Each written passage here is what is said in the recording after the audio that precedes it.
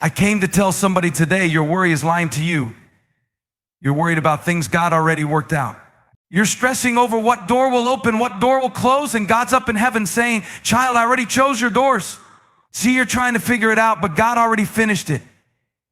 You're standing there with your nose pressed up against the door, crying, beginning to open, and God is playing. And he's saying, I never told you to knock there.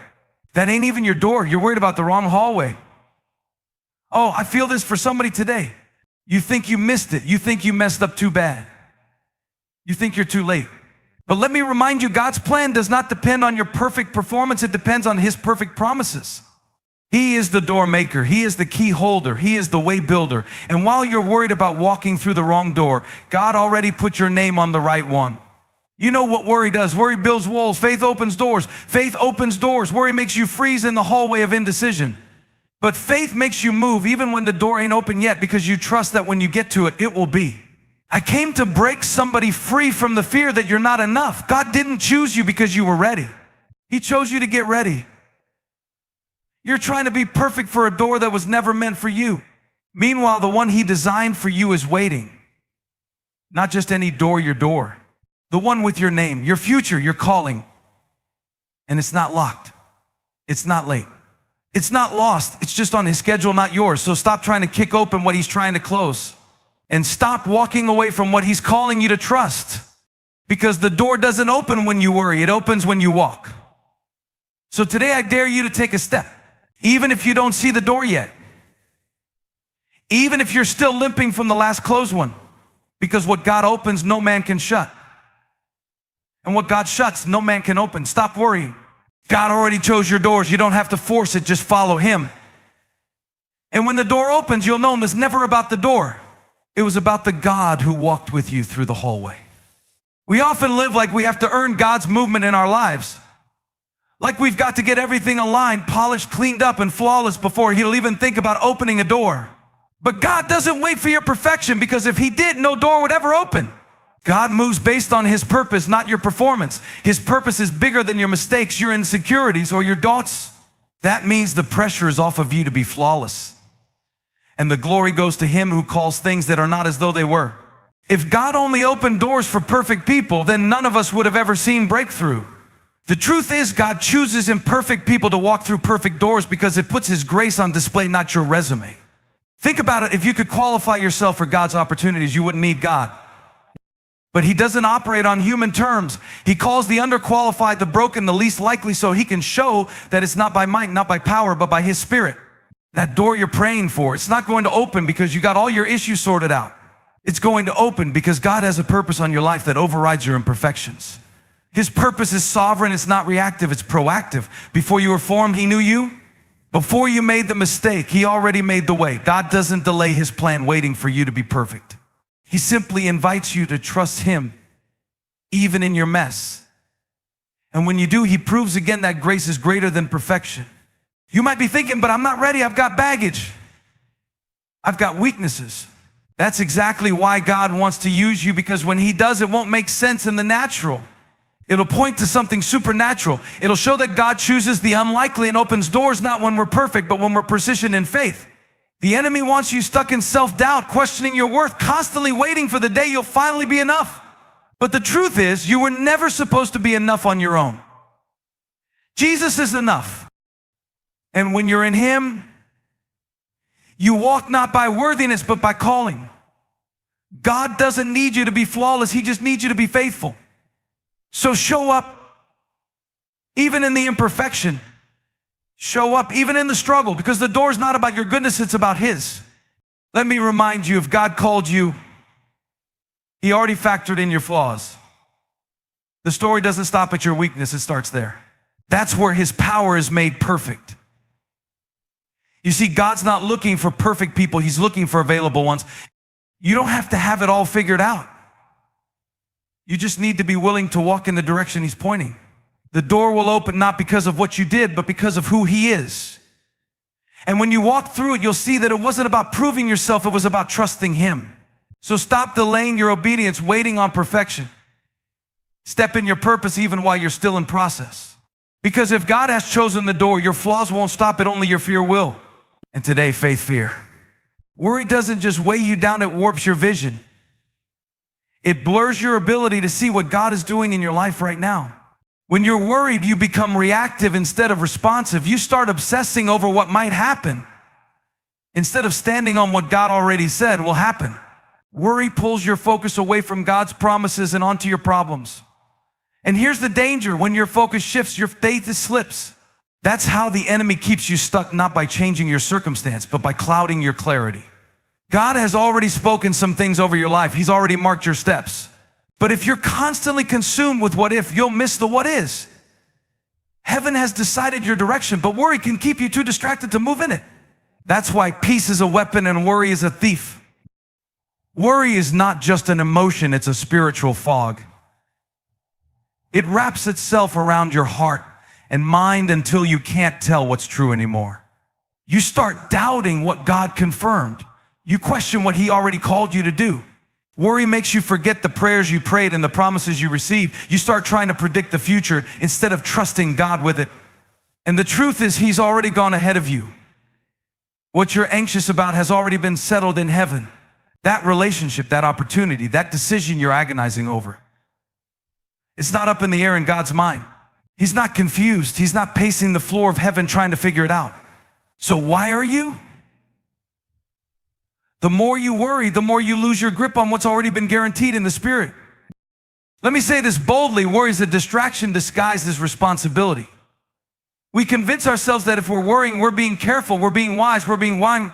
But worry doesn't make you wise, it makes you blind. It makes you start walking by fear instead of by faith. You hesitate when you should move. You shrink when you should stretch. And the tragedy is, while you're trying to control the unknown, God is trying to reveal what's already known, that He's for you, not against you, that He's faithful, that He finishes what He starts. The longer you dwell in worry, the more out of sync you become with God's sync you become with God's rhythm. But when you silence that inner anxiety, you start hearing again. You start seeing again.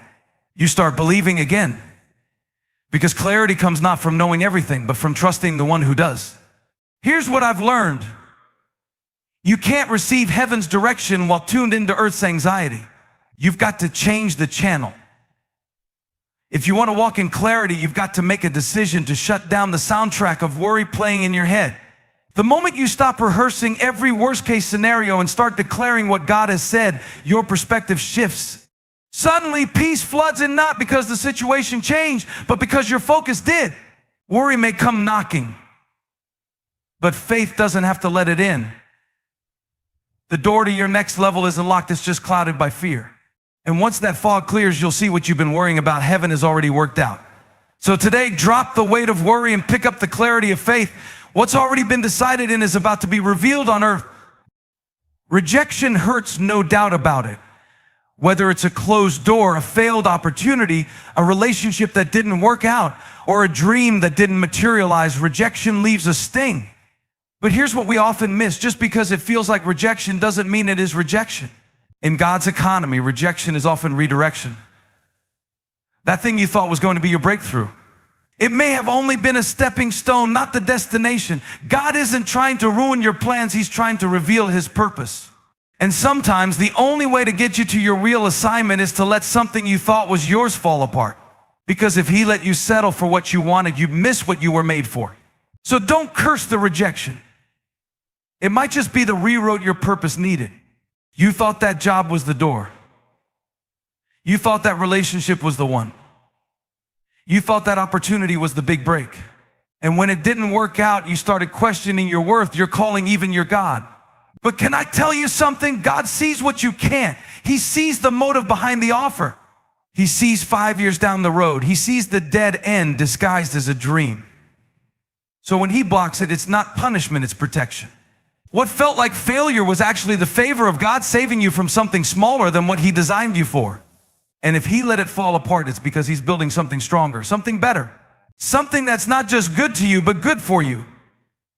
So what looks like rejection right now may be the greatest act of divine love later. Let me take it deeper. Rejection reveals direction. Every no is pointing to a yes you haven't seen yet. And sometimes God has to close the door so clearly that you won't try to run back through it. Because we're creatures of comfort. We cling to what's familiar, even when it's no longer fruitful. But God is committed to your growth, not your comfort. So he redirects you not because he's angry, but because he's intentional. That thing you lost didn't define you, it freed you. It released you from being stuck in something that could have distracted you from your destiny. What you thought was your identity was just your introduction. And when God removes what you thought you needed, he replaces it with what he knows you're called to. Your real assignment isn't behind you, it's on the other side of that no. Here's the shift: when you stop seeing rejection as a reflection of your failure, start seeing it as God's redirection, your whole perspective changes. You stop asking, why didn't this happen for me? And you start asking, what is God doing through me? That's when peace comes. That's when clarity comes. Because you realize that your calling was never based on who accepted you, but on who appointed you. The people who walked away, let them go. The door that slammed shut, let it stay closed.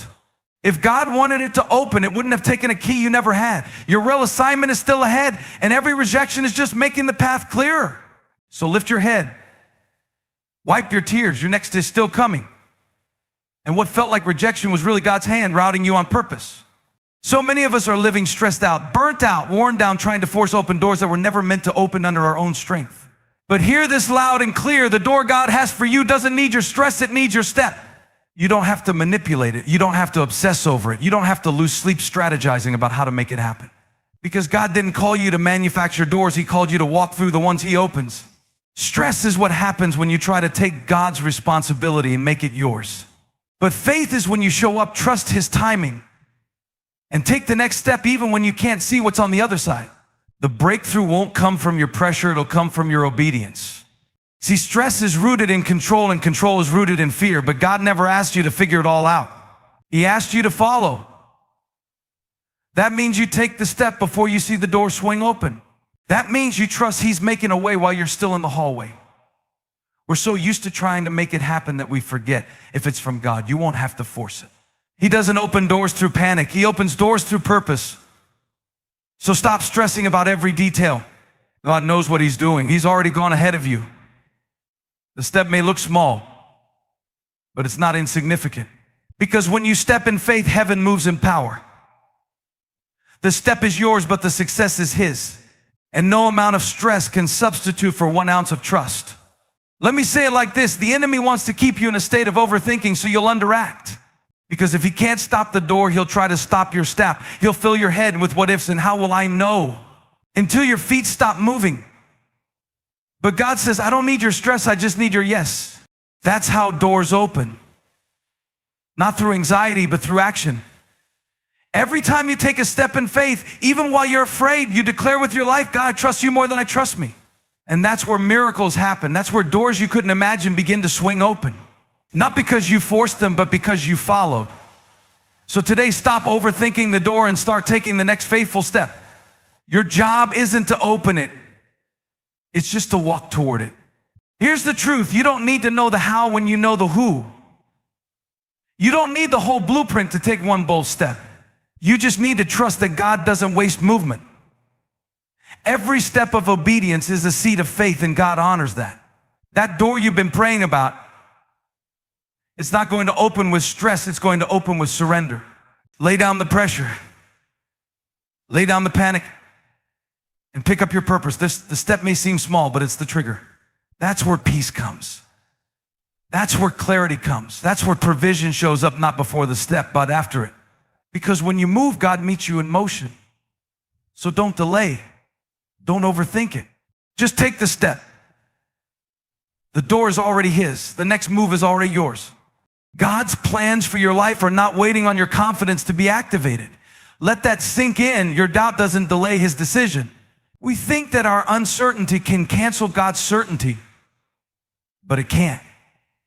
He doesn't second guess himself just because you're second guessing him. Before you ever knew there was a problem, God had already planned the outcome. He's not adjusting his promises every time you question his process. He's sovereign, not reactionary. The same God who called you while you were still in your dysfunction isn't backing off because you had a weak moment of doubt. He doesn't pull back his favor just because you had questions. He already chose the outcome. Your doubt might delay your peace, but it doesn't delay his power. That means even when you feel unsure, heaven is still sure. God is still moving with or without your perfect faith. Doubt is part of the human journey.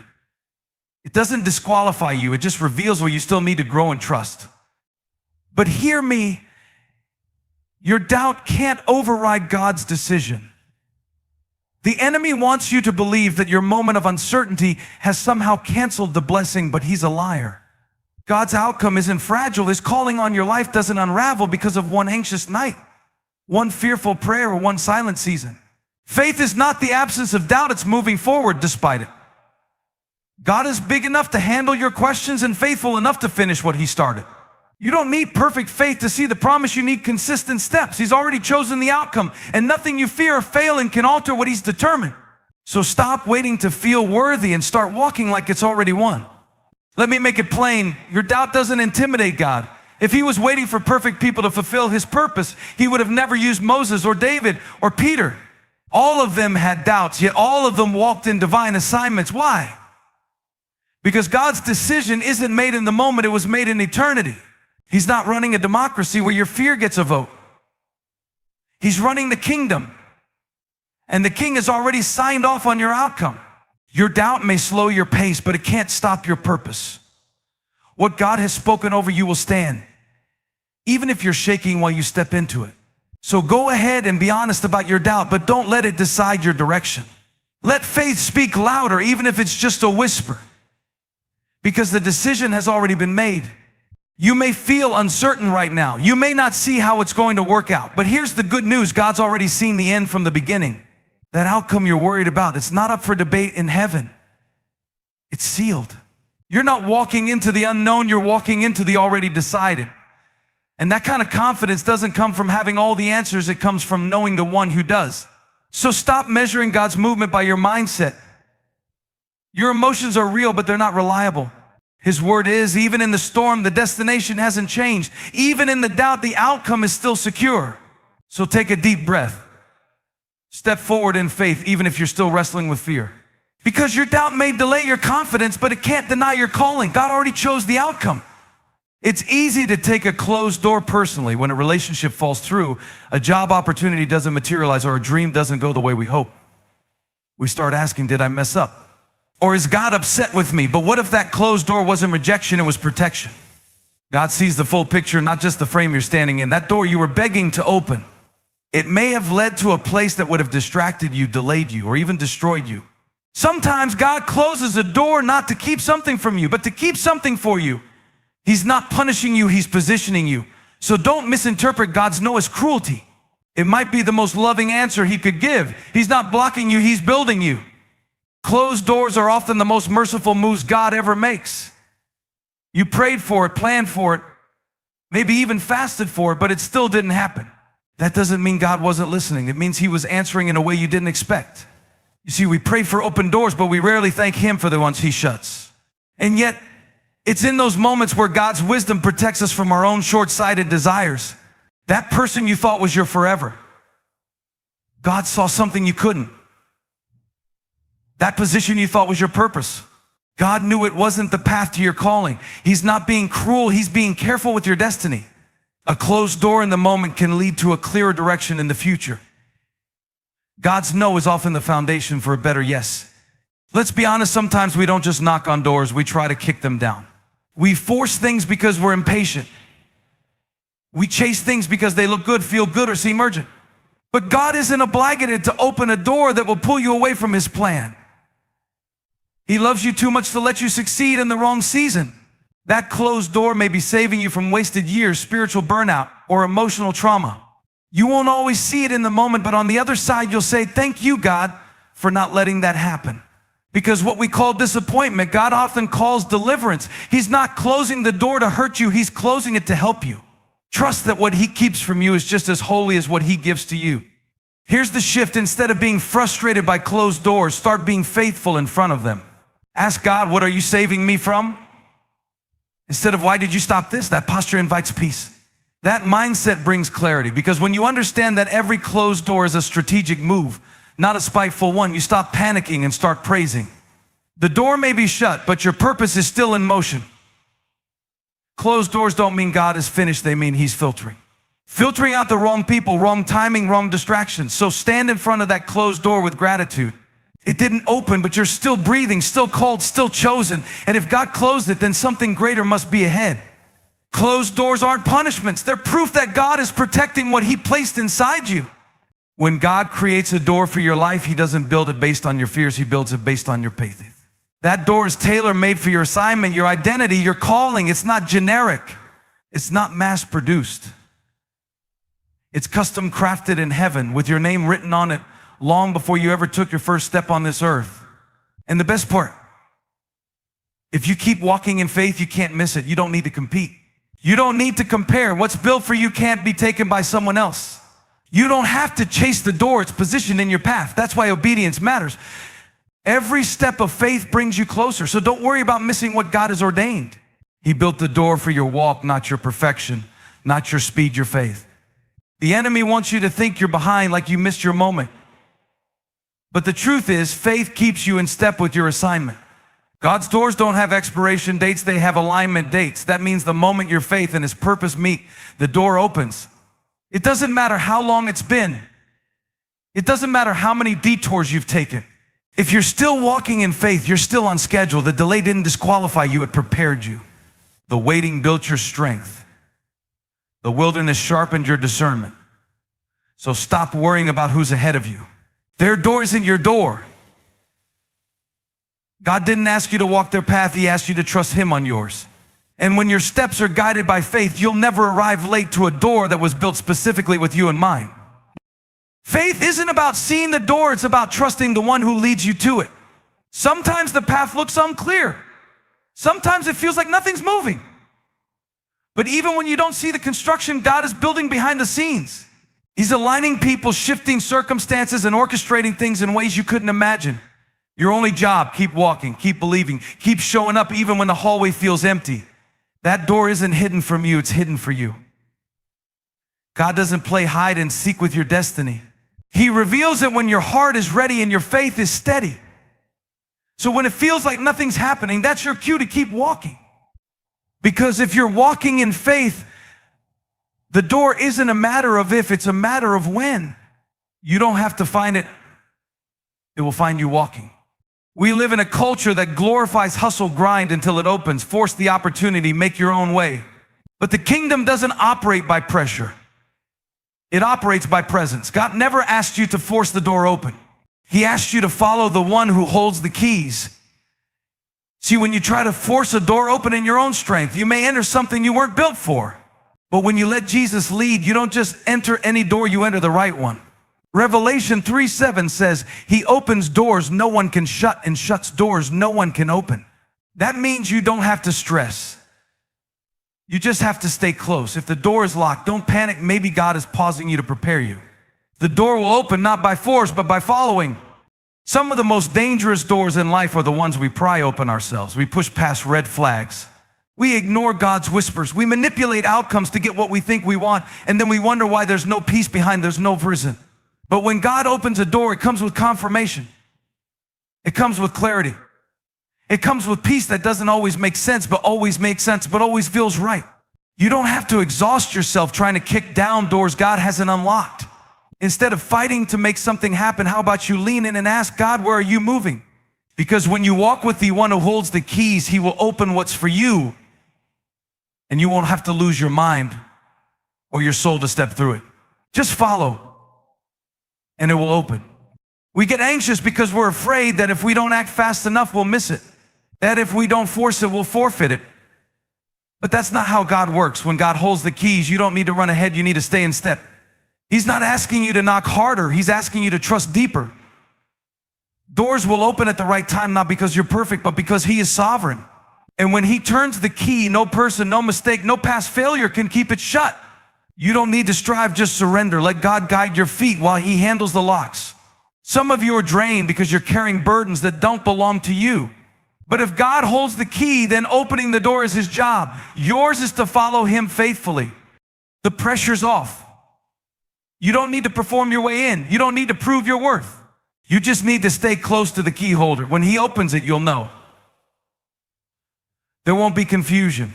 There won't be compromise. There will be confirmation. The job is to follow His voice, not chase every opportunity. Some doors will look perfect, but if he's not in it, it's not worth walking through. Other doors may look small or unimpressive, but if he unlocks them, they'll lead to supernatural breakthroughs. Don't let appearances mislead you. Don't let pressure push you. Just walk with him. Trust him. Wait on him. And when the time comes, the right door will swing wide with ease, and you'll know it wasn't your might, it was his mercy. Because the key was never in your hand, it was always in his. So stop stressing over doors you can't open and seasons you can't control. If God already chose the doors, then your responsibility isn't to force them, it's to follow him faithfully. Walk in faith, not fear. Trust in timing, not tension. Even when the hallway feels quiet and the wait seems long, remember the door is coming and it's made for you. What God opens, no man can shut, and what he shuts, you don't want to open. So lift your soul. Shake off the worry. The outcome was chosen before the obstacle ever appeared. He's not making it up as he goes. He's guiding you toward a door that was custom designed with your name on it. And when it opens, you won't have to force it.